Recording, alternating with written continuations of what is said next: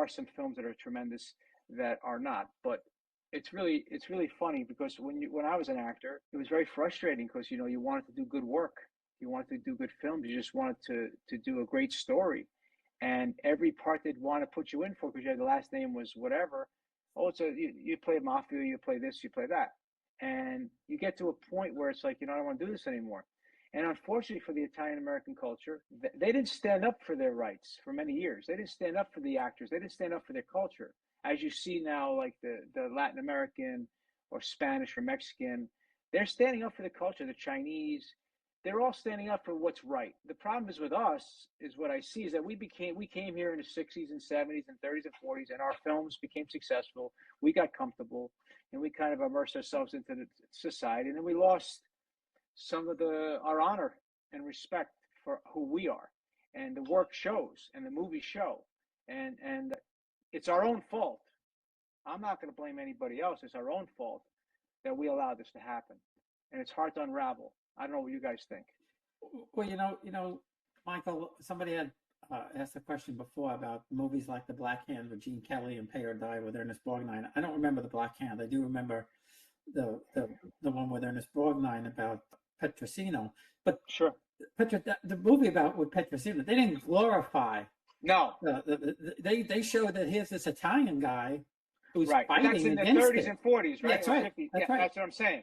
Different time.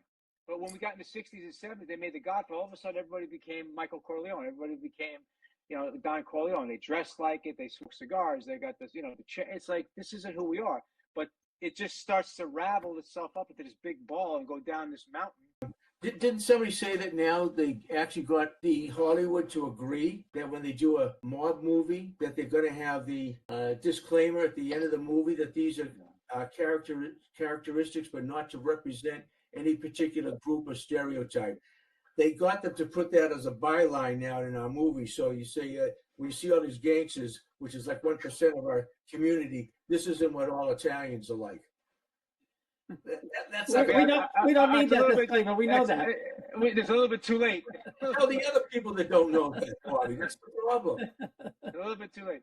The funny thing about Hollywood is that they shove it down your throat and they propagandize what an Italian American is, and then all of a sudden the culture, people start the people watch the movies and they actually think that's who we are and how we behave.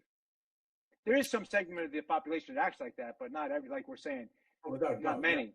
Yeah, but people start to believe that this is who we are and how every Italian family acts. And I can't tell you the tirades I've had with people where I'm like, this may be you, but there's other cities and other places where they don't act like this. But for some reason, when people see it in the movie and people watch a movie, they start to glorify and start to copy the movie, and they make another movie that's worse and worse and worse and worse. And the stereotype becomes more and more and more stereotype. And now we're stuck in this world of the Italian American culture in movies where that's most of the time what they want to talk about. Most of the time.